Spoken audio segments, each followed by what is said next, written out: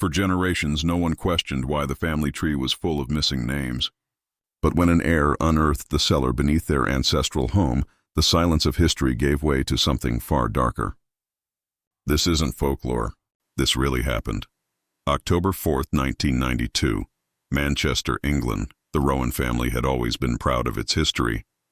Their ancestral home, a sprawling Georgian property on the edge of the city, stood like a monument to endurance. Its white stone facade was cracked with age, ivy creeping up toward the chimneys. Locals often said the house looked more like a museum than a family residence, its wide windows staring down the neighborhood with an unsettling permanence. But inside its walls, something was wrong. The family tree, meticulously recorded in leather-bound books and displayed in framed genealogical charts, carried gaps, entire branches cut away, names missing without explanation.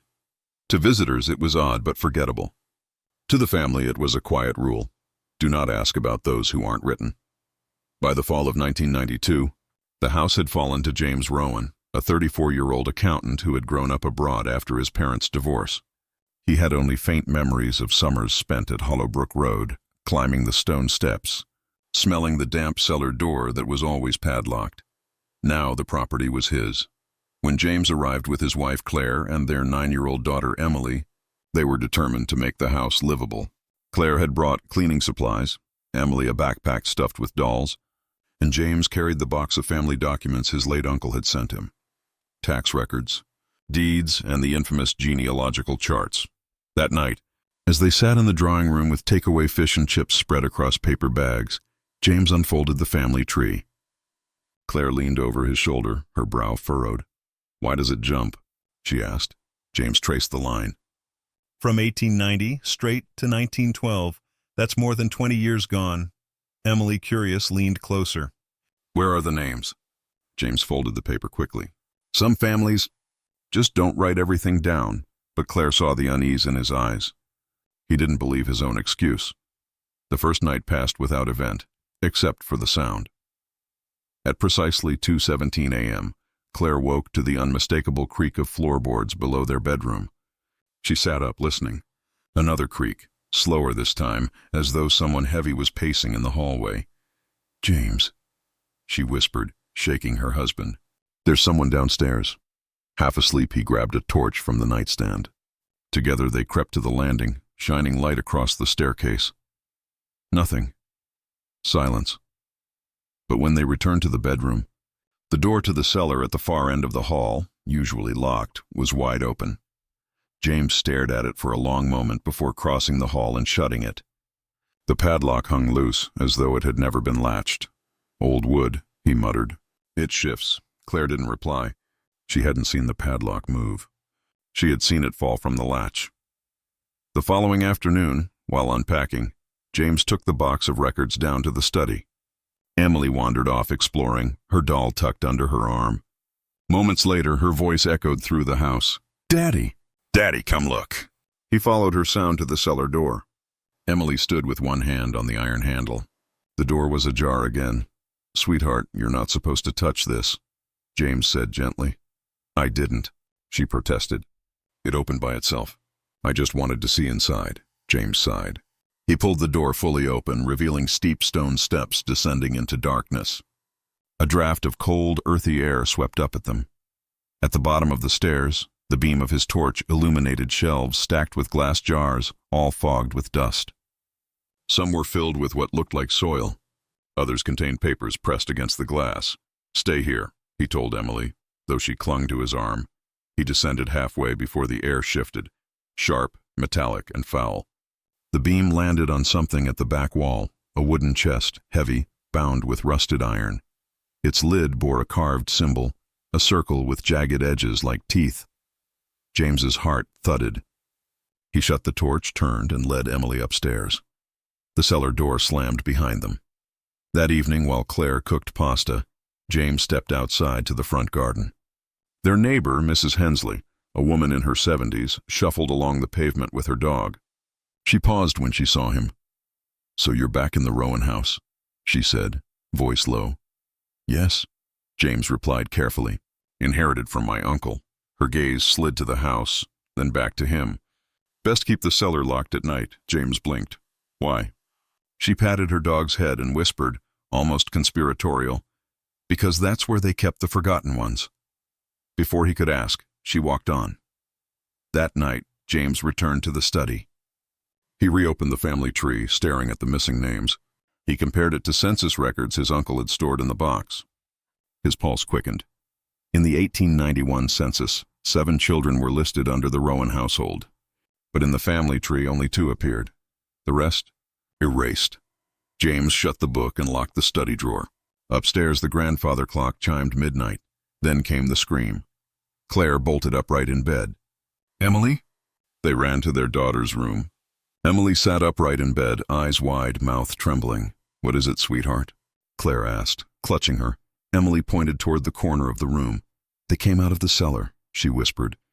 "And they don't have faces." James flicked on the light. The corner was empty. Only Emily's dolls sat against the wall, heads tilted, glass eyes glinting. But on the wooden floor beneath them, in fresh black soot, was a single handprint, smaller than Emily's, smeared as though it had reached up from below. James stared. His daughter clung tighter. The family tree's missing names were no longer silent. They were climbing back into the house. It was September 19th, 1998. By then, the discovery of the hidden cellar door had become an unspoken weight pressing on everyone inside the house. Charles and Anna Whitfield, still uneasy from the first night, had tried to ignore it. But ignoring Hollowbrook's secrets was impossible. The cellar didn't just sit beneath them like any other basement. It breathed. Neighbors began to notice the Whitfields looking drained. They barely smiled, their voices lowered as if carrying invisible burdens. One neighbor, Margaret Hayes, recalled in an interview years later, "I asked Anna if everything was all right. She looked at me with this flat expression and said, 'We're just not sleeping well.'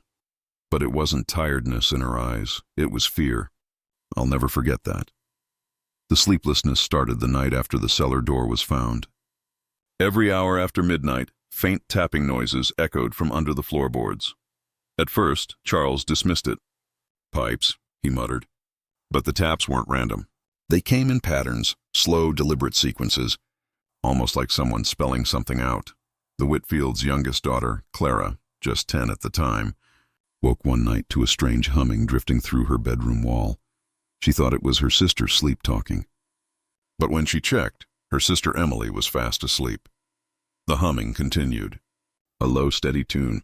It wasn't a song Clara knew, but it sounded sad, like a lullaby meant for someone who never woke up. The next morning, Clara told her parents. Someone was singing, she insisted at breakfast. Charles stiffened. It was the wind, but Anna's spoon froze halfway to her mouth. She had heard it too. Not just that night, every night. On October 2nd, 1998, an electrician named David Miller came to inspect Hollowbrook House after repeated complaints of lights flickering. He later recounted, "The wiring wasn't the problem. I checked every socket. But in the cellar, when I pulled the chain for the bulb, light filled the room for just a second, and in that second I swear I saw shapes. Not shadows, shapes. Like people standing in the corners. Then the bulb blew out. I left immediately." When asked to clarify, Miller refused to return to Hollowbrook, saying, "I don't get paid enough to walk into hell." Anna, already consumed by unease, began digging through old family records stored in a cedar chest in the attic. She found the Whitfield family Bible, its yellowed pages filled with handwritten notes of marriages and deaths. But there were gaps, names scratched out with thick black ink. Whole generations seemed to vanish around the mid-1800s, birth dates without death dates, children's names with no mention of what became of them. At the bottom of one page, in faded script, a warning was scribbled, "Do not open the lower door." Blood remembers. By late October, the Whitfields could no longer deny something was wrong. Footsteps echoed in the hallway when no one was there. The family portraits in the living room began to warp, smiles shifting into grimaces, eyes painted centuries ago now appearing wet and glassy. The phone rang at exactly 3:12 a.m. every night. Each time, silence, only faint breathing. Emily, the older daughter, grew restless. "It's like the house knows we're here," she whispered one evening, "and it doesn't want us." On November 4th, 1998, Charles finally lost patience.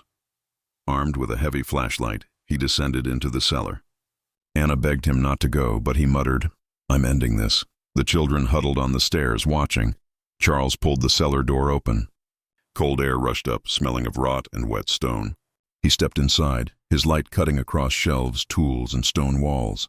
Then the beam landed on something else.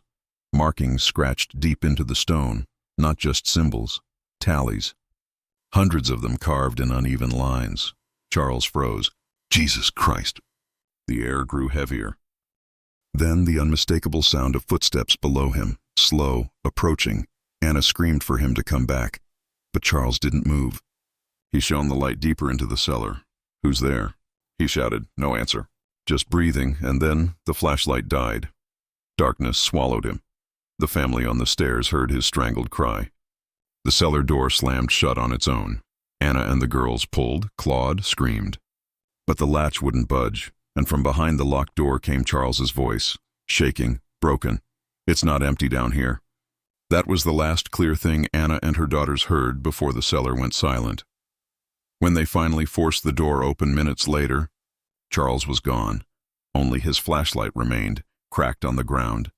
Its bulb shattered, and carved freshly into the wall under the old tallies was a new message. Another generation claimed. Disappearance is one of the most difficult things for a family to endure. But in the case of Hollowbrook House, the vanishing of Charles Whitfield in 1998 wasn't the end of the story. It was the beginning. His wife, Anna, and their 2 daughters would soon discover records hidden for over a century. Records that revealed the truth. Generations had been erased from their family tree, and the cellar was keeping count. It was November 5th, 1998, just one day after Charles disappeared into Hollowbrook's cellar. Police searched the basement, tearing through shelves, crates, and walls. They found nothing. No hidden passage, no sign of struggle, just a cracked flashlight and the smell of damp earth. The lead officer, Detective Raymond Cole, gave a curt statement. "There's no evidence of foul play. As far as we're concerned, Mr. Whitfield either left the premises on his own or suffered some kind of episode." Anna clutched her daughters tightly as reporters swarmed outside the house. Cameras flashed, microphones pressed forward, but no one cared about the truth. They cared about the story. A man swallowed whole by his own basement, and Hollowbrook's silence only deepened. By late November, the house turned on Anna and the girls. Every clock in the house froze at 3:12 a.m. A child's laughter echoed in the upstairs hallway, though no child stood there. Water glasses left on the counter filled themselves with dark red liquid, staining the wood. Emily, now 13, tried to stay strong for her younger sister, but the fear was eroding her. "I can hear Dad," she whispered one night. "He calls my name. But it's not him. It sounds stretched, like something wearing his voice." Anna's faith was breaking. She began keeping the cellar locked with a chain. But still she found it open every morning, as if the house itself refused to be contained. On December 3rd, 1998, Anna returned to the attic, the same place where she had found the family Bible with names scratched out. This time, she opened a locked trunk buried under blankets. Inside were ledgers yellowed and fragile, each marked with the Whitfield crest. The pages detailed family records dating back to 1821. But they weren't just births and deaths. They were transactions. Each entry contained a name, a date, and one word written in the margins: claimed, offered, taken.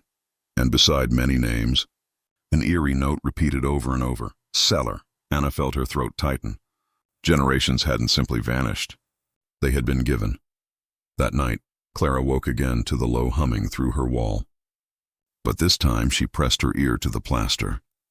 She swore she heard voices layered together, men, women, children, all humming the same mournful lullaby. She shook Emily awake. "Listen, please." Emily pressed her ear against the wall. Her face was drained of color. "That's not humming," she whispered. "They're chanting names." When Anna asked them to repeat what they heard, both girls said the same thing: Charles Whitfield. Detective Cole visited again on December 9th, 1998, after Anna reported the voices in a taped interview. He stated, "The family appears distressed, especially the children. No physical evidence supports their claims of noises or apparitions. I advised Mrs. Whitfield to consider moving. She refused, saying she needs to understand what the cellar wants." Cole's notes ended there. He never returned to Hollowbrook House. On December 21st, 1998, days before Christmas, Anna heard her husband's voice calling from the cellar. "Anna," it pleaded. "I'm here. Please help me." Her daughters begged her not to go. But she couldn't resist. She unlocked the chain and descended the steps, whispering, "Charles?" The air was colder than she had ever felt before. Frost clung to the stone, then she saw it, a shape in the shadows. Tall, broad-shouldered. Her husband's outline. "Charles?" She sobbed. But when the figure stepped forward, the light revealed its face. It wasn't Charles. It wasn't anyone she recognized. The face was stitched together.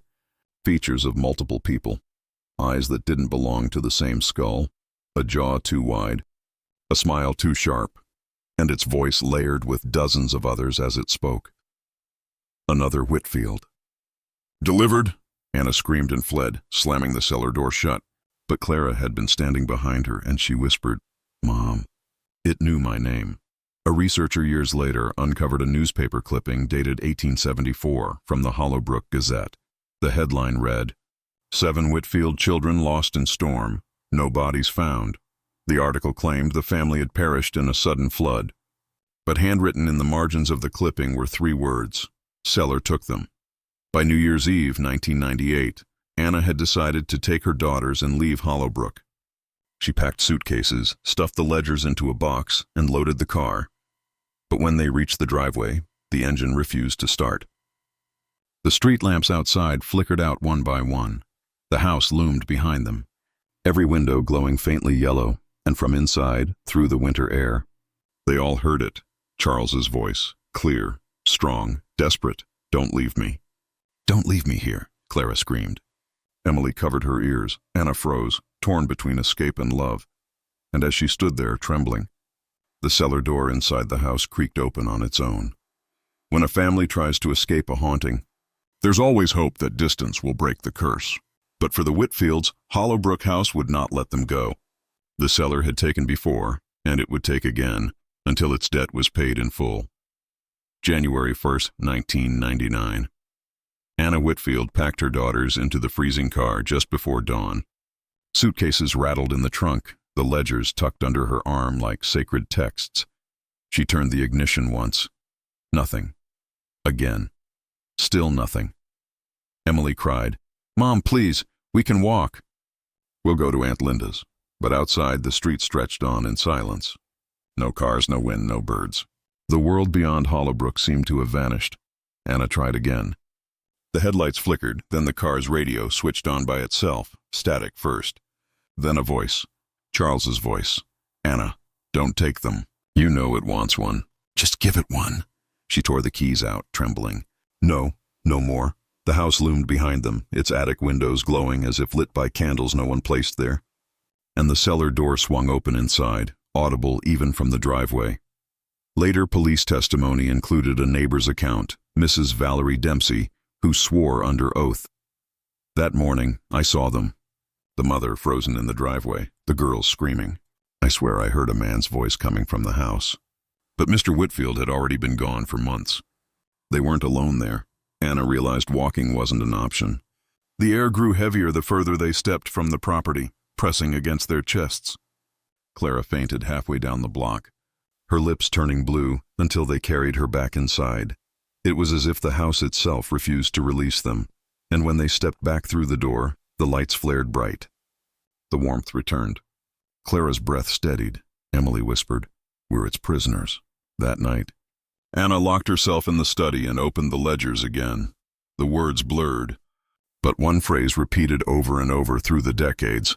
The cellar must be fed. Every 3rd or 4th generation. A Whitfield name was listed, marked as claimed. Each one corresponded to someone officially declared missing. Anna's hand shook. She realized the truth. Charles had been taken because their generation owed a debt, but the ledger also hinted at an escape clause. Scribbled faintly beside one 1893 entry, "Trade can be refused, but cost doubles next harvest." Anna understood. If she refused to give the cellar one of her children, then when it came again, it would take more. Maybe all of them. On January 7th, 1999, the Whitfields gathered in the living room. The wind outside screamed against the shutters. Emily clutched her sister's hand. "Mom, I'm listening to him again. Dad, he says he's in pain." Anna closed her eyes. She wanted to believe, but the memory of that stitched face in the cellar silenced her hope. Then the floorboards shook. From below, the sound of dozens of fists pounding the earth, a chorus rising in agony. And through the vents, the family heard it clearly. Charles's voice among many. "Bring her. Bring Clara, or none of you leave." Clara shrieked. Anna screamed at the ceiling. "You will not have her." The pounding stopped. The silence was worse. On January 9, 1999, emergency services were called to Hollowbrook after neighbors reported screaming and gunshots. No weapons were ever found. The responding officer later noted. The family appeared terrified. They claimed voices were threatening to take the younger daughter. I could not corroborate their claims, but the children's fear was unmistakable. I advised Mrs. Whitfield to seek protective custody. She refused. The following nights, Hollowbrook shifted from hauntings to attacks. Plates hurled themselves at the family during dinner.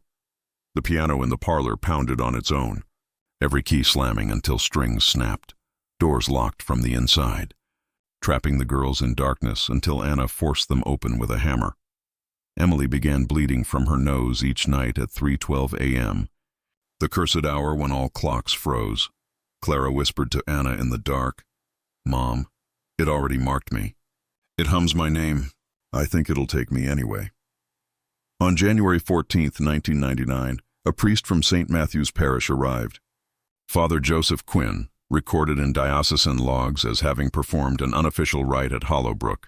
He sprinkled holy water in the cellar, murmuring prayers. For one brief moment, the air felt lighter. The family slept through the night without incident. But in the morning, Father Quinn was gone. His car remained in the driveway. His bag of relics sat in the foyer. The cellar door was open again, and on the top step rested his blood-soaked collar. No trace of him was ever found. Anna realized no outside force could save them. The Whitfields had lived under this curse for generations, and only they could end it. On January 20, 1999, she gathered her daughters at the kitchen table. "I need you both to listen. We can't run. We can't hide. But maybe we can fight. We end this. Together," Emily asked. "What if we can't?"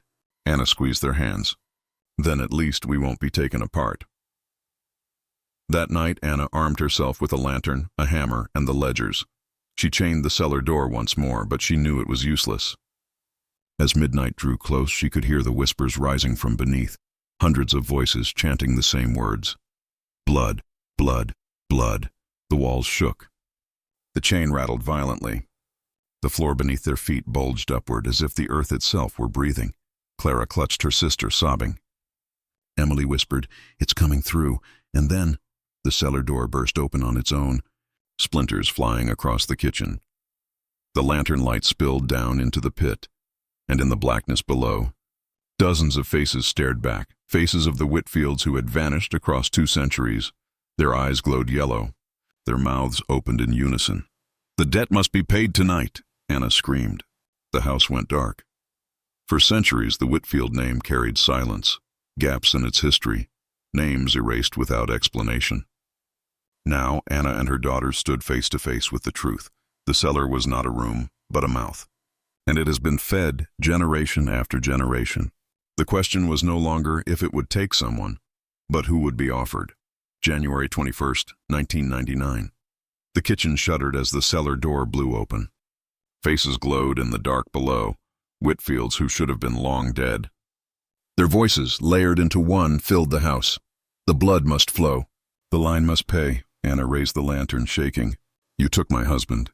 You took generations. You won't take my children." The voices roared, rattling the windows.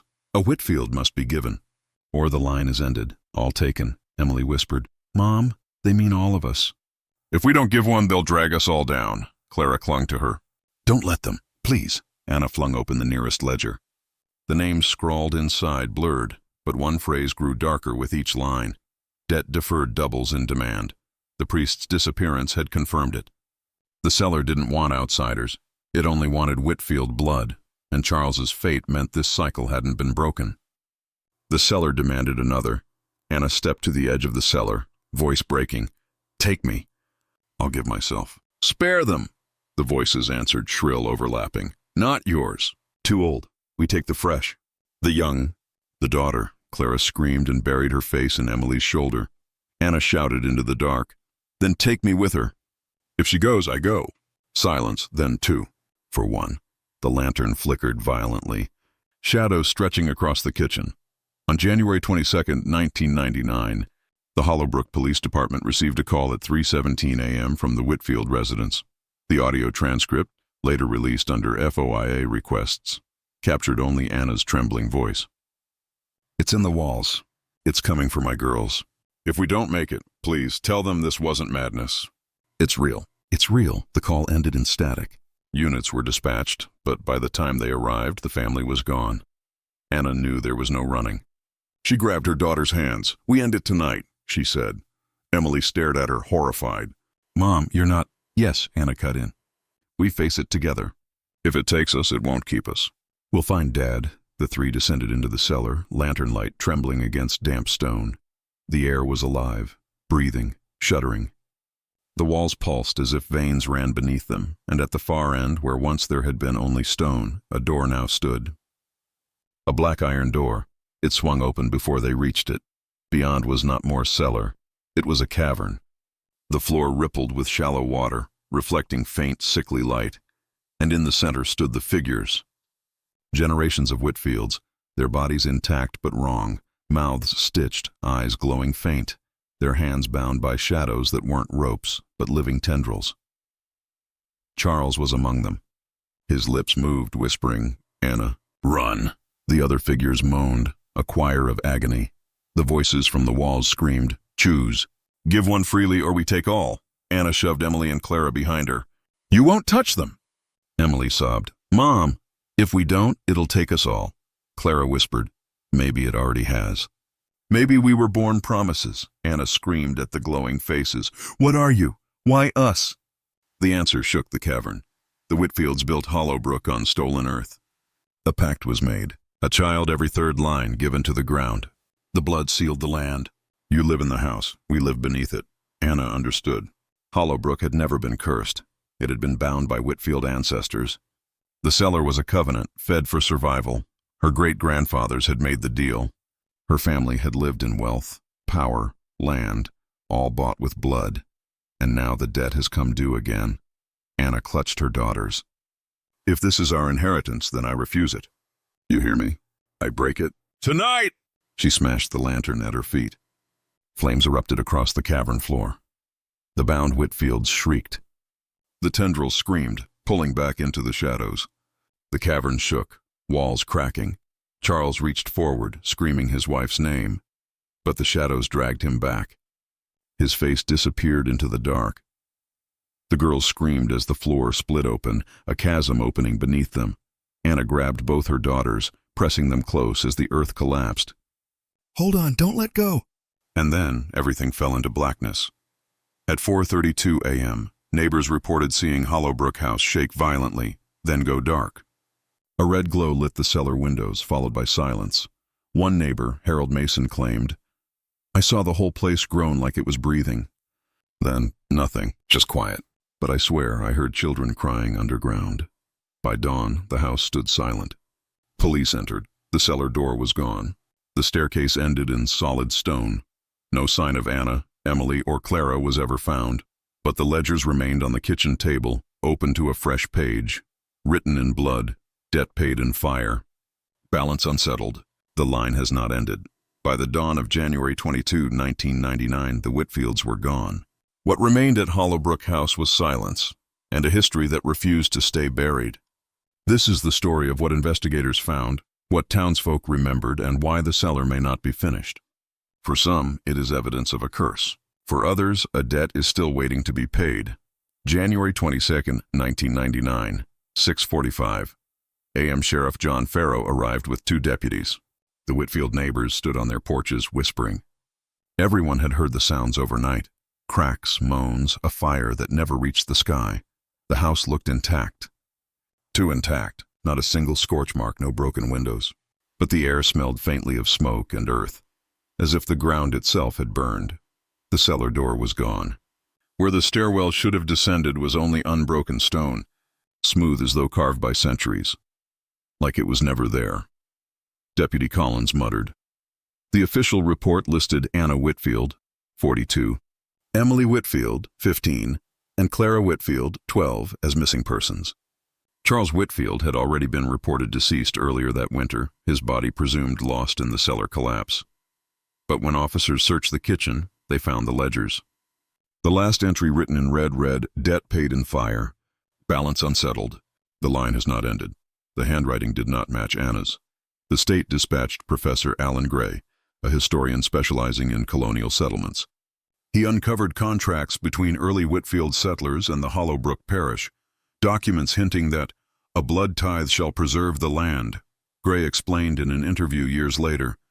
They weren't metaphorical. It wasn't poetry. They meant an actual tithe, lives for land. Every 3 generations one must be offered. That's why there are gaps in the Whitfield genealogy. People didn't just move away. They vanished. Locals recalled odd happenings in the decades prior. A Whitfield cousin, Samuel, vanished before his wedding, 27. A newborn disappeared, with the family claiming it had been stillborn, though no burial record existed. 6. The cellar was sealed for the first time, after a family reunion ended in 4 sudden deaths. One neighbor in 1999, Harold Mason, testified, "That night, I heard the house groan, like it was taking a breath, then a scream, not from the house but under the ground. It still keeps me awake." Months later, police reviewed a cassette tape left in the Whitfield kitchen drawer. Anna's voice spoke into the recorder. "If you're hearing this, it means we went down. The house isn't haunted, it's hungry. My ancestors bargained with it. That's why the tree has gaps. They fed it to children. I won't do it. If it takes us all. Maybe that ends it. Maybe not. But no more Whitfield blood should buy Hollowbrook's silence." The tape ended with faint sobbing, then static. Hollowbrook House was abandoned for nearly 12 years. No one in the family claimed it. In 2011, it was purchased by a couple from out of state, unaware of the history. They reported hearing voices beneath the floors, like a family argument echoing through stone. 6 months later, they broke the lease, leaving the furniture behind. The cellar door reappeared 2 days after they moved. One detail unsettled researchers. Though Anna, Emily, and Clara disappeared, a census record from 2010 in another county listed an Emily Whitfield, 27, working under a new surname. Attempts to trace her ended abruptly. The record vanished from state archives, but locals whispered that one of the daughters had escaped. Some believed the cellar let her go. Others believed she carried its debt forward. Dr. Marianne Holt, folklorist. "This isn't just a haunting, it's generational binding. A pact doesn't end when one family refuses, it waits. If even a single Whitfield survives, the debt is unsettled." That's what the cellar's final message meant. In 2019, documentary filmmakers entered Hollowbrook House. The cellar was once again sealed with smooth stone. But during audio recording, a low hum was captured, rhythmic, pulsing. When enhanced, the hum became voices. Not screams, not whispers, names. They were reciting the Whitfield lineage. The recording ended when the equipment caught fire. No remains were ever recovered. No closure was ever given. The Whitfield line either ends in Hollowbrook's cellar or continues in silence, carrying a debt no one dares acknowledge. To this day, the house stands, breathing, waiting, remembering. And if the cellar opens again, history warns what it will ask for: another Whitfield. The end.